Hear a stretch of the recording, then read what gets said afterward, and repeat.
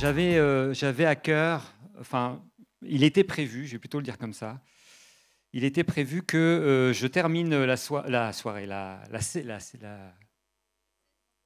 saison, la série, merci. Le terme exact, c'est la série. La série sur On va tous mûrir. Donc, il y en a qui ont déjà vu les autres. Ouais, voilà, les différentes églises de l'Apocalypse.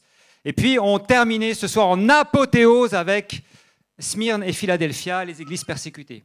Ouh. Mais le Seigneur m'a dit, ça tu leur envoies, et je vous propose, si vous voulez le diaporama, vous pourrez le regarder. Mais en fin de compte, le Seigneur m'a dit, c'est déjà trop tard. En fin de compte, je veux que tu passes à une étape, comme si que le temps pressait. Je sentais, Eric dit souvent, j'entends dans mon esprit, ben moi c'est exactement ça, j'ai envie de dire ça, j'ai entendu dans mon esprit que je me disais, non, le temps presse, maintenant il faut qu'on arrive, qu'on aille plus loin. Comme si que le temps de l'enseignement est bon, hein, mais Dieu disait, maintenant il faut y aller, quoi. Il faut aller encore plus direct. Ok. Et j'aimerais juste prier, et Seigneur, je te demande de venir parler ce soir, non seulement à nos esprits, et parler aussi à nos âmes, à notre volonté. Seigneur, je te demande de venir parler à nos émotions, de venir parler également à toutes nos formes d'intelligence, mais aussi de venir parler à nos corps. Seigneur, que ton esprit ce soir puisse se mouvoir au milieu de nous librement, faire ce qu'il souhaite, ce qu'il veut, venir nous bousculer comme lui sait si bien le faire, tout en nous respectant, mais en bousculant ce qui a besoin d'être bousculé à l'intérieur de nous. Et alors que je prie, eh bien, merci Seigneur, parce que je sais que tu es déjà en train d'œuvrer, de faire le travail. Tu l'as déjà fait, tu étais déjà en train de le faire pendant la louange, avant la louange, avant qu'on arrive en ta présence. Et on te bénit pour les libérations, les délivrances, les guérisons, les transformations qui vont avoir lieu ce soir et ton royaume qui avance. Amen. Donc, on va rester quand même dans ce thème. Tu peux dérouler, Luna, excusez-moi, ma fille. Tim Zoffman. La préparation de l'épouse et la maturation de la moisson, parce que les deux thèmes vont ensemble. J'ai dit Smyrne de Philadelphia, tu peux dérouler. Non, c'est pas ça, c'est amour plus puissance. Bon, voilà, bon, on arrive là. Et finalement, le Seigneur m'a interpellé sur... c'est là où je vais en venir. Le thème de ce soir, c'est les 3 dangers imminents pour l'Église d'aujourd'hui, qui étaient les dangers qui ont été ceux de l'Église primitive lorsque Jésus leur a donné la mission de Matthieu 28 et de Marc 16. On ne va pas reprendre ces textes. Normalement, c'est les textes que vous devrez connaître par cœur. Eh oui, carrément. Tu es d'accord avec moi ? C'est les textes de la mission. Alors, comme je les connais par cœur, je vais lire la Bible. Tout pouvoir m'a été donné dans le ciel et sur la terre. Jésus est sur le point de monter au ciel. Allez, faites de toutes les nations des disciples, les baptisant au nom du Père, du Fils et du Saint-Esprit, et enseignez-leur à observer tout ce que je vous ai prescrit. Et voici, je suis avec vous tous les jours jusqu'à la fin du monde. Il leur dit ça alors qu'il est sur le point de partir. Jésus était gentil, mais il n'a pas tout compris. Donc, il y a la dimension apostolique où Jésus envoie ses disciples de discipulat pastoral et d'enseignement. Et puis, dans Marc, c'est bien parce que les gars, ils n'ont pas entendu les mêmes choses. Normal, ça, c'est les différentes onctions. Et Marc, lui, il a entendu autre chose. Il a entendu aller par tout le monde et prêcher la bonne nouvelle à toute la création. Donc, il y a les nations, il y a toute la création. Celui qui croira et qui sera baptisé sera sauvé, mais celui qui ne croira pas sera condamné. Voici les miracles qui accompliront ceux qui auront cru en mon nom. Ils chasseront les démons. Ils parleront de nouvelles langues. Ils saisiront des serpents. S'ils boivent des breuvages mortels, il ne leur fera point de mal. Ils imposeront les mains aux malades et les malades seront... Amen. C'est quand même un super programme, non ? Vous ne croyez pas ? Et ce programme n'a pas changé. Pourtant, 3 dangers. Donc on est en 33 après Jésus-Christ. On va avancer un peu. Premier danger. Ouais, c'est bon, c'est bon. J'ai symbolisé l'Église au travers d'une femme. Vous m'en voulez pas ? une femme qui veut se marier ou qui va se marier. Et le premier danger, c'est que l'Église d'aujourd'hui, comme l'Église primitive à l'époque, accomplisse cette mission par ses propres forces. Et vous allez voir ô combien c'est un danger pointu. La volonté de tout contrôler, de tout maîtriser. Mais Dieu qui est bon, est-ce qu'on peut le dire? Dieu est, ok, a pourvu la solution avant même qu'il tombe dans ce piège. Nous, on a 2000 ans d'histoire. Donc 2000 ans d'histoire dans lesquels, malheureusement, on va le voir, on est tombé dans ce piège. Mais aujourd'hui, on est à une étape où soit on reste dans le piège, soit on sort du piège. Et Jésus a pourvu en donnant quelqu'un. Et Julien en a parlé il y a 15 jours, 3 semaines. Et cette personne, c'est le Saint-Esprit. Tu peux passer à la suivante. Et j'aimerais poser la question ce soir, qui souhaite la puissance surnaturelle, que la puissance surnaturelle du Saint-Esprit le remplisse?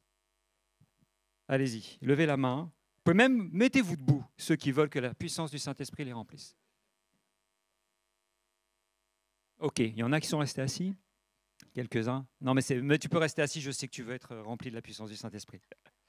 Ok, donc si je compte bien, on a une quasi-unanimité. À une assemblée générale, on fera un tabac.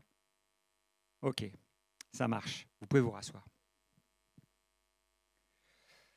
Et vous savez, on a l'habitude de dire, mais le Saint-Esprit, c'est un gentleman. Oui, bien sûr. Il te respecte plus que n'importe qui. Il t'aime plus que n'importe qui. Il ne va pas t'abuser, lui. Par contre, c'est un cheval fougueux, c'est un tremblement de terre, c'est un esprit dérangeant. Tu peux passer à la prochaine. Et j'aimerais qu'on ne l'oublie pas.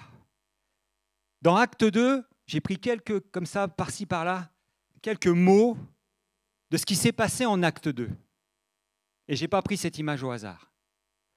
Qu'est-ce qui s'est passé en Acte 2? Je ne vous refais pas l'histoire, mais le Saint-Esprit est venu.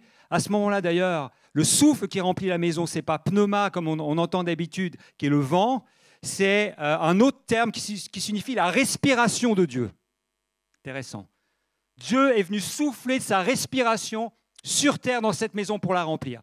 Et là, il se passe quoi? Le monde autour, qui est Jérusalem, où les Romains sont là, où des autels pourris sont partout, depuis des millénaires déjà. Il y a une structuration diabolique, démoniaque qui est là, qui est instituée, et le prince de la puissance de l'air règne. Est-ce qu'aujourd'hui ça a changé? Ok. Au bruit qu'il y eut dans le lieu, la multitude accourut et elle fut confondue. Le terme confondu, ça veut dire littéralement être à côté de soi. Maintenant, on dirait qu'ils étaient à côté de leur pompe, les gars.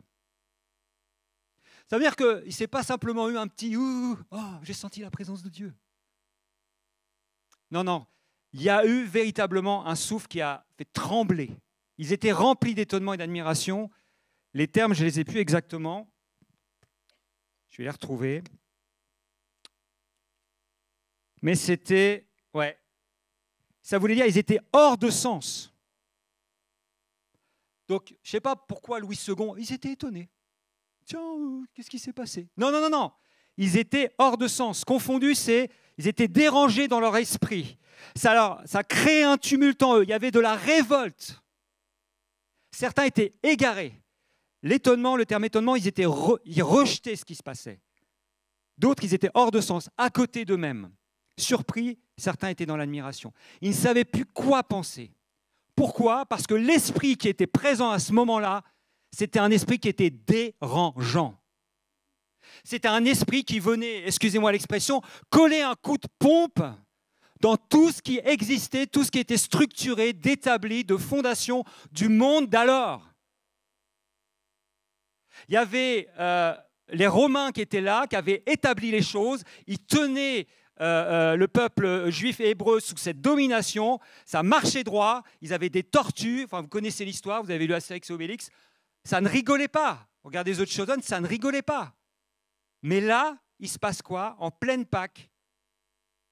Et là, certains se moquent, d'autres disent oui, ils sont complètement ivres. Et il y a même ce terme qui dit ce tumulte parmi les nations. Pourquoi ce tumulte parmi les nations? En fin de compte, c'est l'accomplissement du psaume 2. Et là, le terme tumulte, c'est pour ça que j'ai pris un cheval. C'est un terme qui signifie hennir, frapper le sol, caracoler, renacler, être fougueux comme un cheval. Un cheval, vous savez, quand ça... Oh, on a un étalon, on se dit, on ne va pas pouvoir le maîtriser. C'est quelque chose... Calme-toi, Eric. Et ma question qui me suis venue, c'est aujourd'hui, si le Saint-Esprit se manifestait, comme ça, hein, à tout hasard, dans une église qui décidait d'accueillir le Saint-Esprit dans toute la liberté qu'on lui laissait, est-ce que le Saint-Esprit serait politiquement incorrect ou est-ce qu'il voudrait avoir une place représentative au sein d'une fédération pour pouvoir être accueilli et intégré parmi l'ensemble des personnes représentatives des cultes en France, dans la laïcité dans laquelle nous sommes?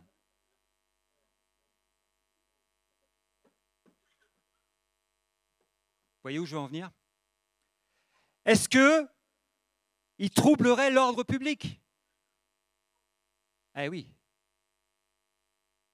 Parce que la République aime l'ordre. Et il faut de l'ordre. Mais est-ce que le Saint-Esprit, et je ne réponds pas à cette question, et M. Macron, je ne réponds pas à cette question, je vous laisserai échanger avec le Saint-Esprit, est-ce que le Saint-Esprit troublerait l'ordre public? Tu peux passer la suivante. Mes amis, devant ce qui arrive, je parle d'un timing, je parle d'un temps, je parle d'une précipitation. Devant tout ce qui pourrait nous arriver.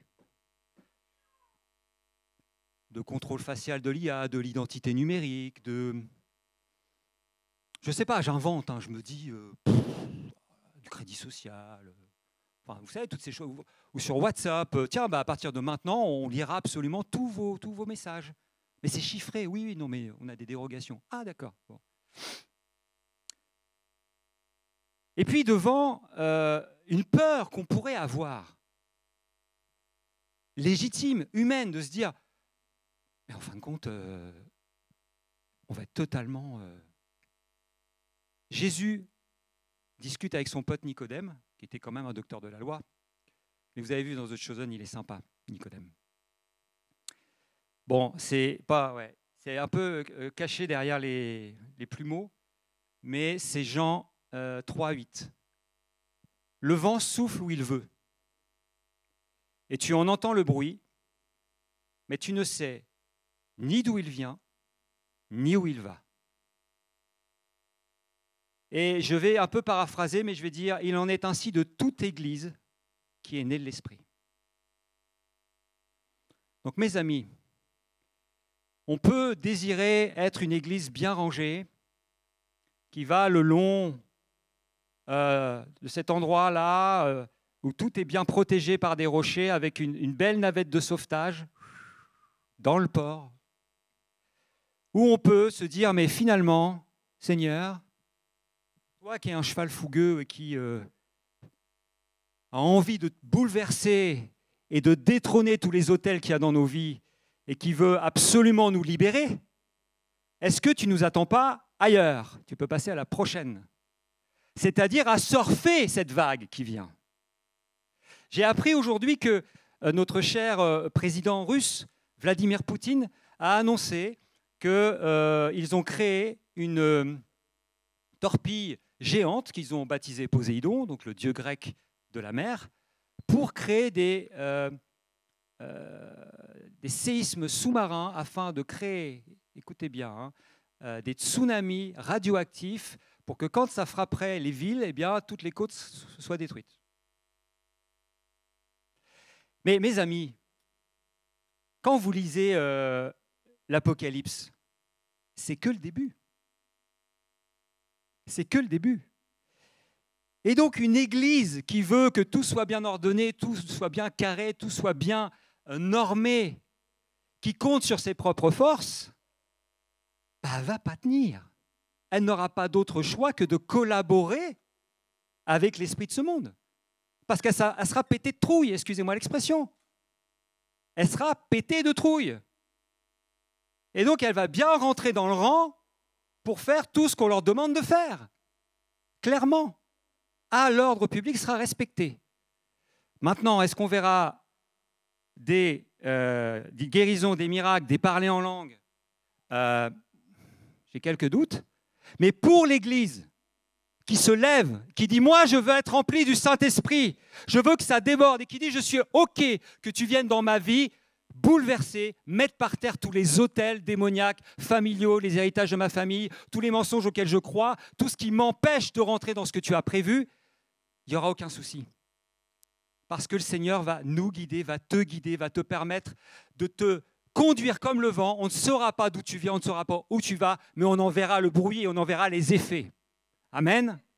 Donc, arrêtons d'être une église pétée de trouille qui regarde les infos en se demandant « Mais qu'est-ce qui va se passer encore ?» Éteins la télé, éteins les infos, ça ne sert à rien. Passe du temps dans la présence de Dieu, rencontre-toi dans des groupes de maison avec des chrétiens, priez pour les malades, chassez les démons, guérissez et les choses se passeront.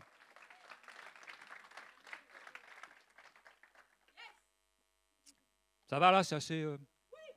Bon. Donc, évidemment, je vous propose un petit business, vas-y. Qui va investir dans le ministère des mouchoirs et des seaux? Ben oui, parce que, vous savez, on n'en a pas assez. Et écoutez bien,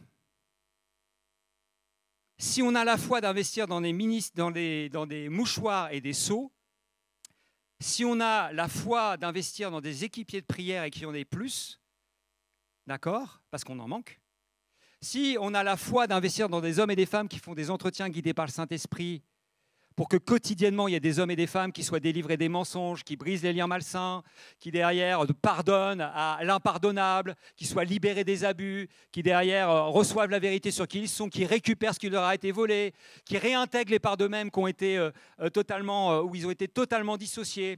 Parce que c'est ça le plan, hein, il n'y en a pas d'autre. Et bien, si tu es OK d'investir là-dedans, si toi-même tu dis « Mais moi, je suis OK, je suis partant. Je ne vous dis pas de financer... Kleenex. Hein. Je vous dis de venir vous former, de faire...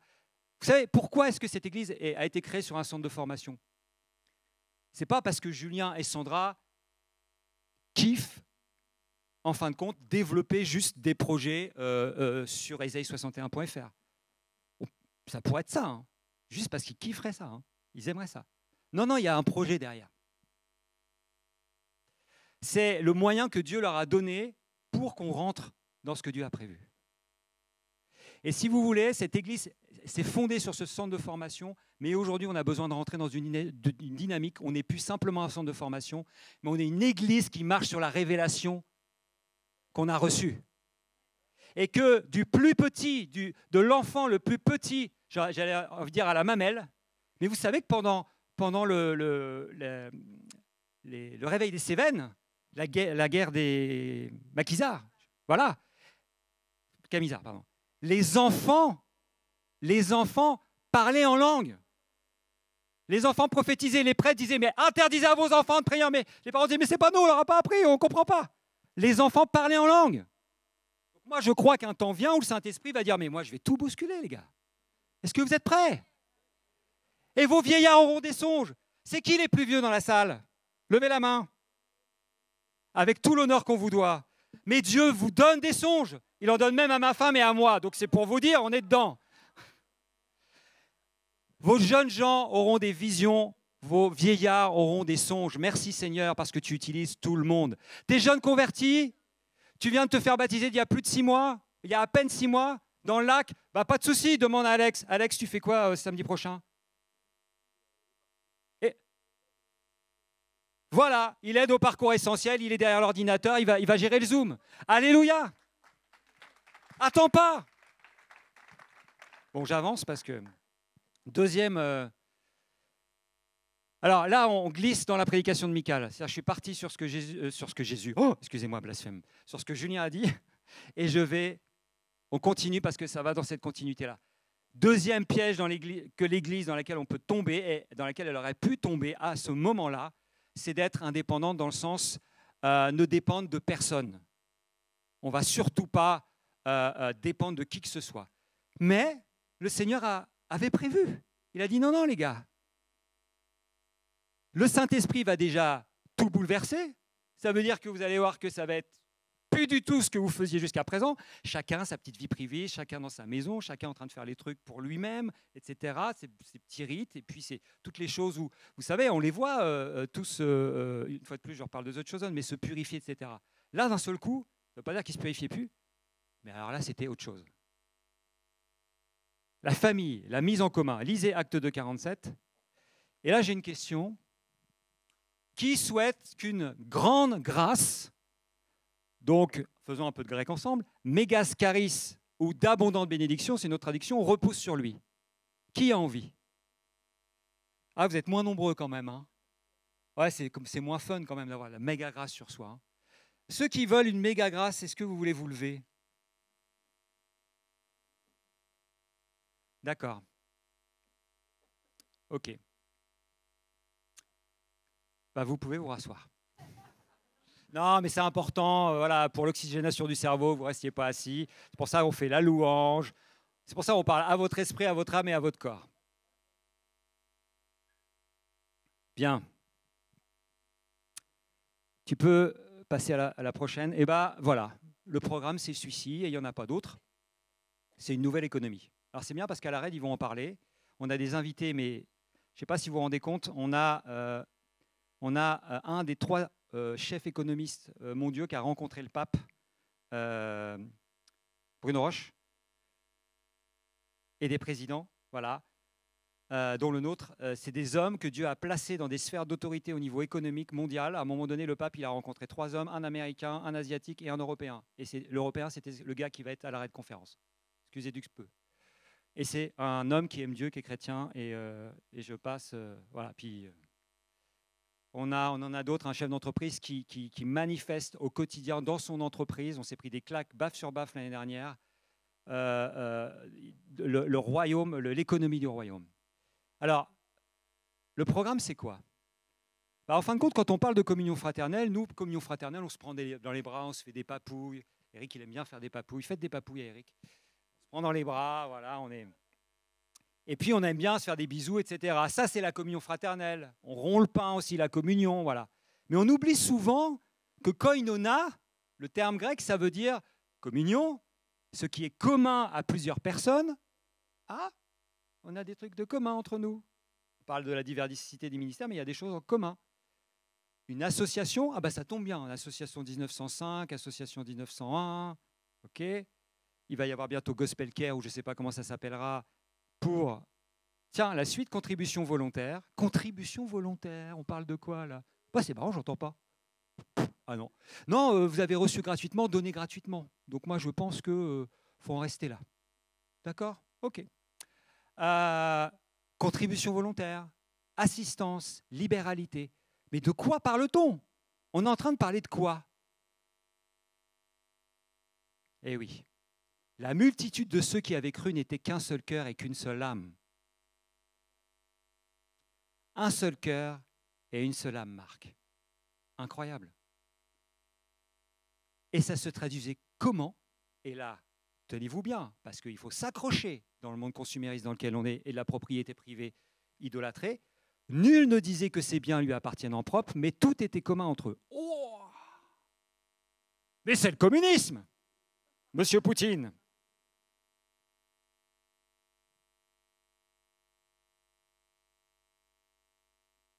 Je vous laisse méditer.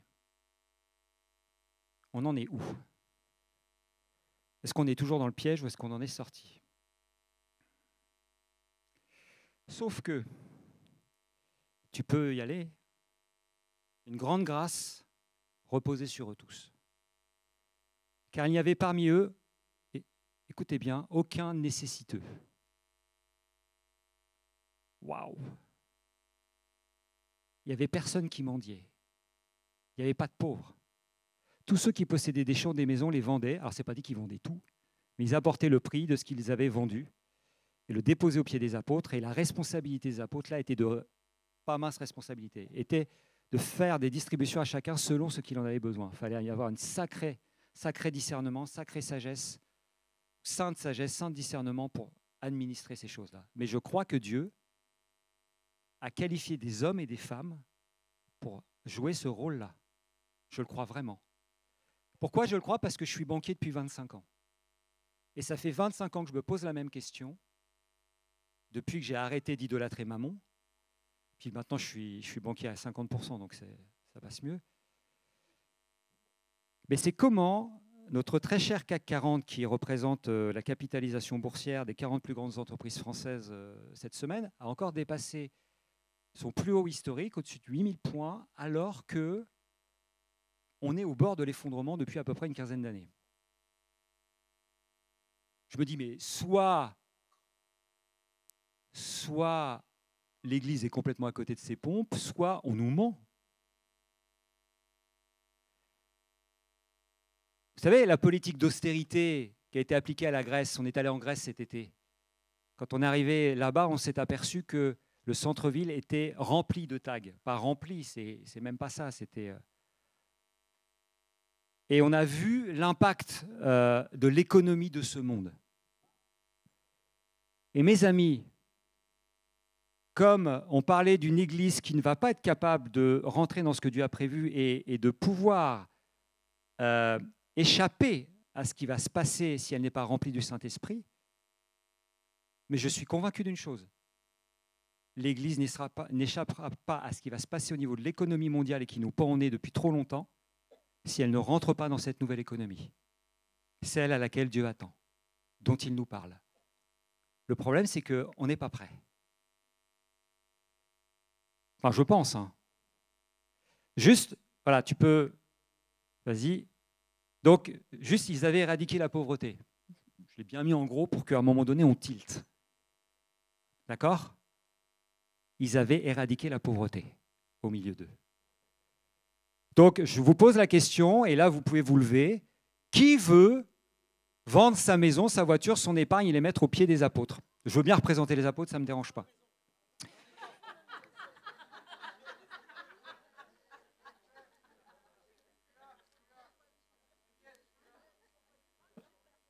Julien est là, il est prêt à le faire. Il est là. Mais vous voyez, ça c'est la cible. C'est là où Dieu veut nous amener. Alors je ne sais pas comment, peut-être que la manière dont il va, la forme que ça va prendre va être différente de celle de l'époque. Mais ça nous amènera au même endroit, c'est-à-dire à être une économie qui fonctionne où il n'y a pas de pauvreté. Parce que Dieu veut amener son Église dans cet endroit-là, unie de cœur et d'esprit, vous êtes d'accord? C'est pas juste l'Église, ce n'est pas juste un club sympa, on va le samedi soir parce que les gens sont cool, et puis la semaine, on vit notre vie. C'est une révolution. C'est une révolution. Alors bien sûr, les 2000 ans d'histoire, on a vu une Église qui marchait au pas comme ça, qui était carrée, et puis où il fallait, dans les doléances, payer pour avoir une prière. C'est clair que c'était compliqué. Mais le projet, il n'a pas changé. Alors, Dieu est bon. On l'a dit déjà tout à l'heure. On le redit, Dieu est... Et donc, il nous a préparé des petites étapes, des petits steps. Tu peux passer à la suivante. D'après vous, combien de baptisés avons-nous intégrés dans la famille, c'est-à-dire nous, d'accord? Pas dans l'association loi 1901, je parle de vraiment la famille. Et quand je dis intégré dans la famille, donc c'est depuis 2 ans, on a les chiffres depuis 2 ans, c'est pour moi, quelqu'un qui est intégré dans la famille, c'est quelqu'un qui s'y sent bien, c'est quelqu'un qui vit au milieu, qui ne fait pas que passer de temps en temps puis qui repart, c'est quelqu'un qui habite, puis quand il voit, je reprends Eric, qui voit un papier par terre, il dit « Ah bah tiens, c'est ma maison », et il le prend et il va le mettre à la poubelle. Ou alors il va aider, c'est-à-dire qu'il se sent tellement bien qu'il se sent un truc de dingue, un fils ou une fille de la maison. Wouh! C'est-à-dire que, oui, il a la liberté d'aller dans le frigo, ouvrir et d'aller prendre quelque chose parce que c'est un fils de la maison, mais il sait qu'il va falloir faire les courses, débarrasser la table. Il sait qu'il va... Parce que c'est un fils de la maison. C'est une fille de la maison. Merci, Michael. Donc, quelques chiffres. Allez, quelques chiffres. Tu peux envoyer la prochaine. Voilà, nous avons formé 120 personnes au parcours essentiel. En 2 ans, 57 baptisés. Wouh! Gloire à Dieu. Des gens qui étaient dans les ténèbres, qui étaient sous la domination de Satan, qui ont fait de Jésus leur sauveur, son sauveur et leur Seigneur. 32 sont membres du GCA ou du Gospel Savoie. J'ai regardé, ils sont, voilà. Et j'ai regardé ceux qui servaient. Parce qu'en fin de compte, on sait ceux qui servent et ceux qui ne servent pas. 15. 1 sur 4. C'est un bon ratio. 1 sur 4. Donc, mettez-vous à ma place. On démarre la semaine prochaine, hein, ma chère Natalia. On démarre la semaine prochaine avec toute une équipe, le parcours essentiel. Donc, il y a 20 personnes. OK, il y en a 14 globalement qui veulent prendre le baptême, pour l'instant, a priori. Donc, je me dis, là où on en est, donc, c'est cool, je vais pouvoir compter sur 3 personnes qui vont vraiment se sentir fils et filles de la maison. Le ratio, c'est qu'on va en perdre à peu près 12. Voilà.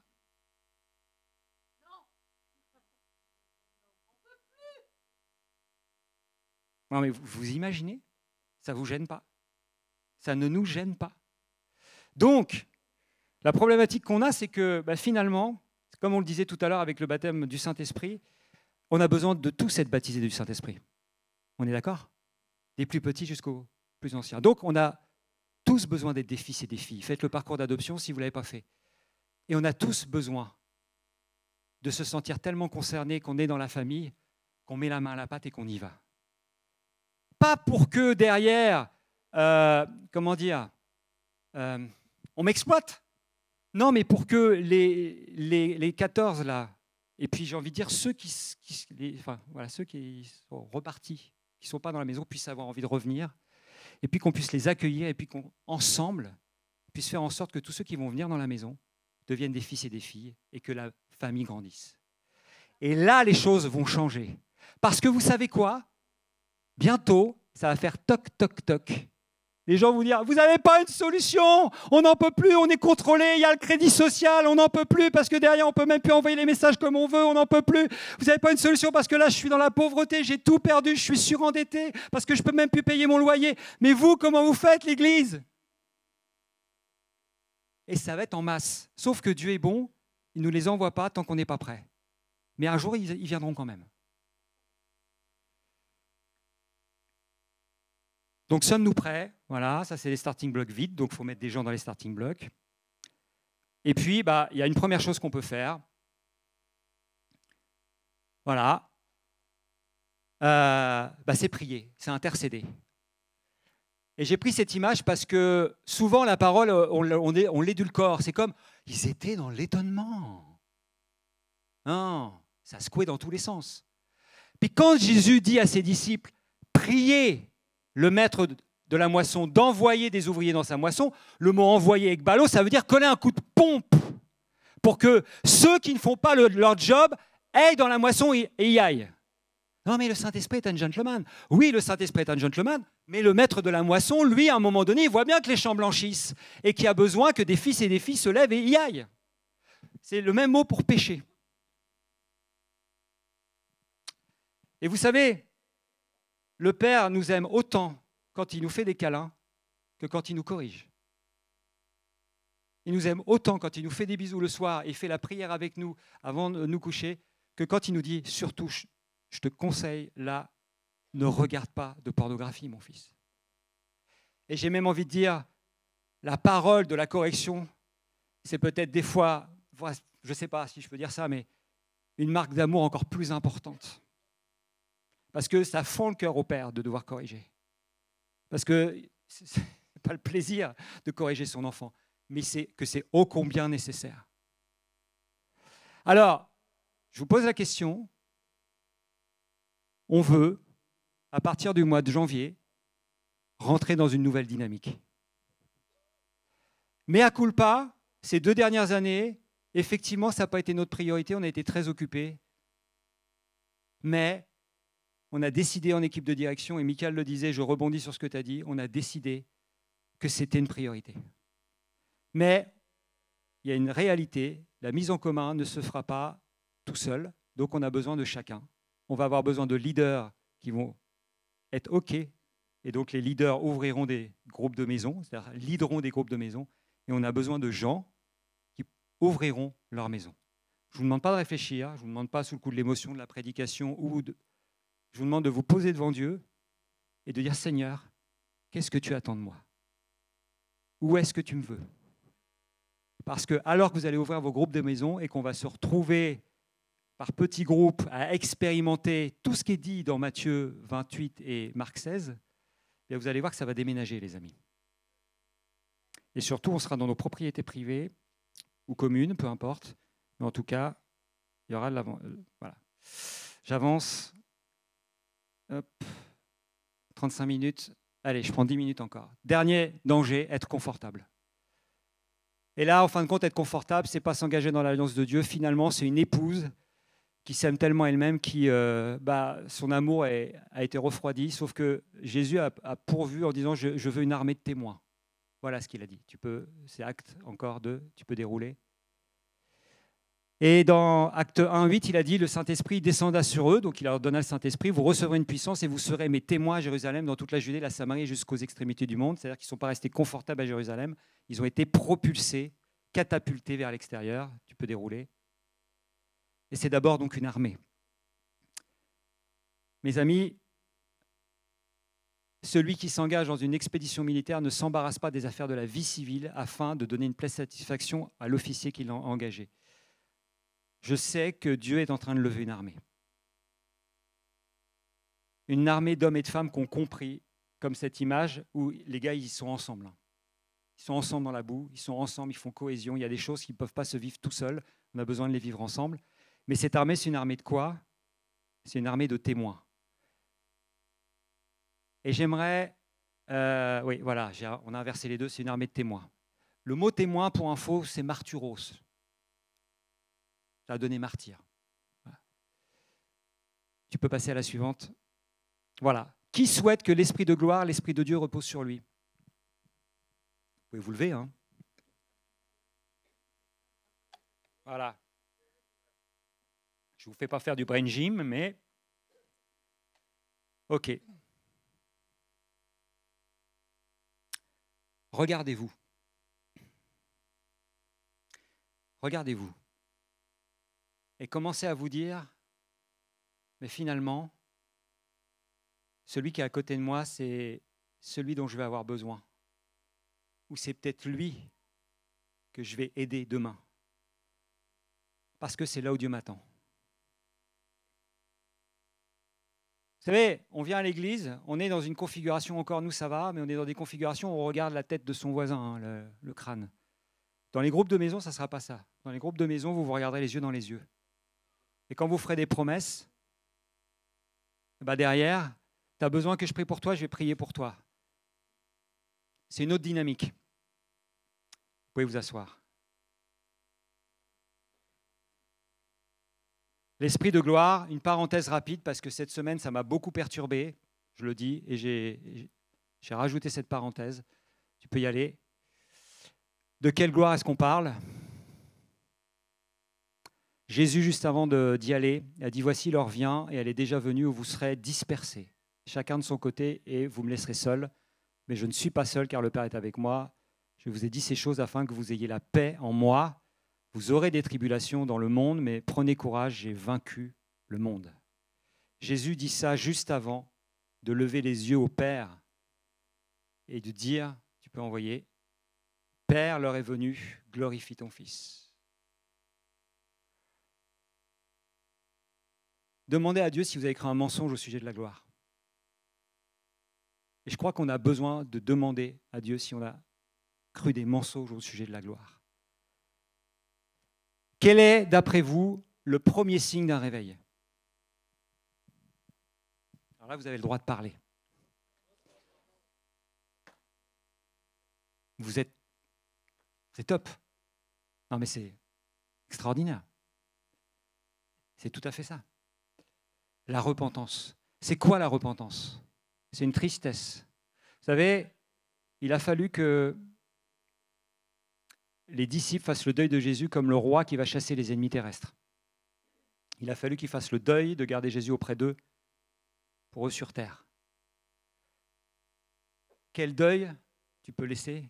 Quel deuil as-tu besoin de faire encore aujourd'hui? Pareil, prends le temps. Quelles sont les choses que tu attendais que Jésus fasse, mais finalement, ce n'est pas ce qu'il va faire. Il n'est pas venu pour ça. Et je vous encourage à vraiment poser cette question. Jésus, vous pourrez le faire chez vous tranquillement. À quoi je dois renoncer? Quel est le deuil que je dois faire encore te concernant? La tristesse, on va passer, mais j'aimerais qu'on s'arrête juste sur, voilà, celle d'après, vas-y. C'est celle qui est bonne aux yeux de Dieu, qui produit un changement d'attitude. La véritable tristesse, c'est celle qui conduit au salut et qu'on ne regrette pas alors que la tristesse du monde produit la mort. C'est la métanoïa, n'est-ce pas Bernard? Et vous savez, tu peux passer à la suivante. Je crois qu'on est placé devant un choix aujourd'hui. C'est soit d'attrister le Saint-Esprit, ou soit de se laisser attrister par le Saint-Esprit. Et je crois vraiment, je pèse mes mots, qu'on est à ce carrefour-là, en tant qu'Église. Je crois qu'on est à ce carrefour-là, que Dieu nous attend ici. Je crois que le réveil qui vient est un réveil d'hommes et de femmes qui sont à genoux, qui pleurent sur leurs péchés, qui disent « Seigneur, moi je ne veux plus être en dehors d'une dépendance totale à ton Esprit Saint. Je ne veux plus garder dans mon cœur mon économie à moi, mon écologie à moi, ma façon de percevoir les choses, mais je veux rentrer dans ton économie à toi. Et comme je ne veux pas prendre plus de temps, j'aimerais juste la dernière fois, vous proposer de vous lever, et puis je vais prier. On va arrêter là pour ce soir. Mais Seigneur, tu as vu nos cœurs, tu vois, on s'est levé devant toi, chacun individuellement, mais aussi en tant qu'Église. Et Seigneur, on veut préparer nos cœurs là où tu veux nous emmener. Et pour ça, on sait qu'il y a des choses encore dans nos vies qui résistent. Et j'aimerais ce soir faire 2 appels pour celles et ceux qui souhaitent être baptisés du Saint-Esprit s'ils ne sont pas, ou être remplis complètement du Saint-Esprit, mais avant de venir sur le devant, c'est que vous puissiez faire cette prière. Seigneur, viens me montrer ce qui m'empêche de te faire plus de place. Viens me montrer à quel mensonge j'ai cru pour que je puisse t'accueillir pleinement dans la puissance et que je sois un homme, une femme qui marche, qui soit comme le vent. Puis le 2e appel que j'aimerais faire, c'est au niveau de l'économie. Et l'économie, c'est la manière dont je conçois mes ressources et comment je les gère. Et de tout ce que je garde, tout ce que je ne veux pas mettre en commun. Je ne parle pas que des finances. Je parle de nos cœurs, je parle de tout. Et Seigneur, vous pouvez faire cette prière. Jésus, montre-moi ce qui m'empêche de te faire confiance pour rentrer dans ton économie. Et Seigneur, je te demande de venir parler à nos esprits, nos âmes, mais aussi nos corps, pour que nous nous mettions en action maintenant.